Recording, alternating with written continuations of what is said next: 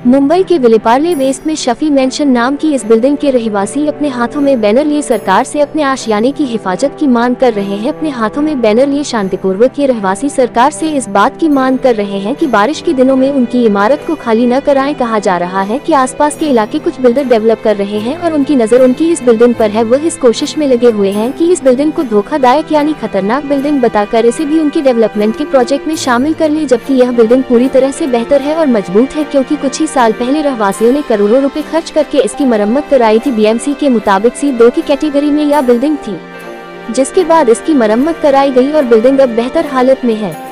Vile Parle waste में इला society road Shafi mention नाम की बिल्डिंग में रहने वाले रहवासी और दुकानदार इस बात से परेशान है कि पास में ही SRA के तहत रिडेवलप करने वाले बिल्डर की नजर इनकी बिल्डिंग पर है। बिल्डर इसे धोखादायक घोषित कर ढाने को फिराक में है। हाल ही में बीएमसी ने इस इमारत का लाइट पानी बंद करने की नोटिस दी, जिसके बाद रहवासियों ने कोर्ट का रास्ता अपना, जहां कोर्ट ने इस पर रोक लगाते हुए बीएमसी से जवाब तलब किया है। हालांकि 2020 में इसकी मरम्मत कराई गई, क्योंकि 2019 में इस बिल्डिंग का सर्वे किया गया जो कि C2 कैटेगरी में थी, इसे रिपेयर कराया गया।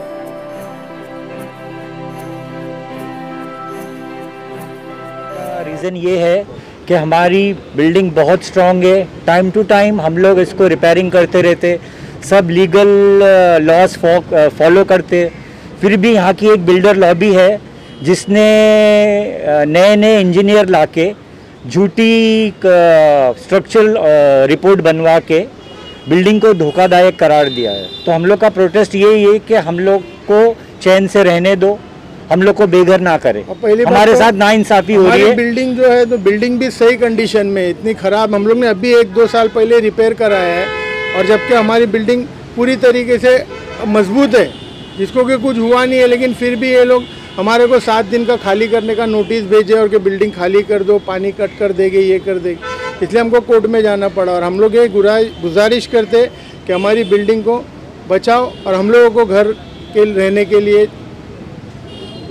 और हमारी मांग यही है कि हमको घर के बदले हमारा घर चाहिए, हमको बेघर ना करे। आप लोगों ने मुख्य मांग क्या रखी है? क्योंकि बिल्डर अगर आता है रीडेवलपमेंट नाम के आ रहा है, तो आप लोग रीडेवलपमेंट के साथ में आप लोगों की मुख्य मांगे क्या क्या है? मतलब आप क्या चाहते हैं? सर, हम लोग रीडेवलपमेंट के खिलाफ नहीं है, लेकिन अगर ये बेघर करने देखेंगे तो ये गलत है ना। हम जाएं का? पहली बात तो हमारी बिल्डिंग में कोई बिल्डर आया ही नहीं है और हम लोगों से अभी कोई डिस्कशन ही नहीं हुई है। पता नहीं है कहाँ से कौन लोग आके सब कर रहे हैं। अभी तक के हमारी बिल्डर से कोई डिस्कशन ही नहीं हुई। बीएमसी ने आपको जो नोटिस दी थी, उसके बाद आपने क्या बीएमसी के अफसरों से बात नहीं किया कि आपने ये अफेक्ट में नोटिस दे के और घर पानी कट करो, लाइट कट करो का नोटिस दिया है? आपने कोई बात की थी? हम लोग ने बात नहीं किए थे। पराग अलवानी साहब ने हमारे को एक लेटर दिया था, वो लेटर हमने जाके बीएमसी में सबमिट किए कि उन्होंने ये लिख के दिया था, जब इलेक्शन का दौर था, उन्होंने ये लिख के दिया था कि आप लोग ये बिल्डिंग पे कोई अभी फ़िलहाल एक्शन ना ले, इनको रहने दिया जाए उस वजह, और ये बिल्डिंग इतनी ख़राब कंडीशन में है नहीं। और फिर उन्होंने कहा कि आप प्रोसीजर जो होता है उसको फॉलो करो, ऑडिट वगैरह करा के अपनी रिपोर्ट सबमिट करो। तो हम लोगों ने ऑडिट करा के अपनी रिपोर्ट सबमिट की है। आज ये टेक कमेटी वाले आके इसका डिसीजन लेने वाले हैं कि हमारी बिल्डिंग क्या कंडीशन में। तो हम ये चाहते हैं कि लोग अच्छे से हमारे को सही रिपोर्ट दे कि हमारी बिल्डिंग सही है, किसी प्रेशर में आके कोई गलत रिपोर्ट ना दे हमारे लिए। सर, मेरा नाम फजल है, सैयद फजल। आपका नाम? मेरा भी धोखादायक नहीं है, और इसको डाइफ्लेटेड कंडीशन टर्म दिया गया किस बेस पे? हम इतने साल से रह रहे, कहीं पे कोई पत्थर, कोई ईंट, कोई खिड़की, कोई चीज़ कहीं किसी के ऊपर गिरी नहीं। आज तक कोई ऐसा इंसिडेंट हुआ ही नहीं, ना कोई ऐसा एक्सीडेंट हुआ।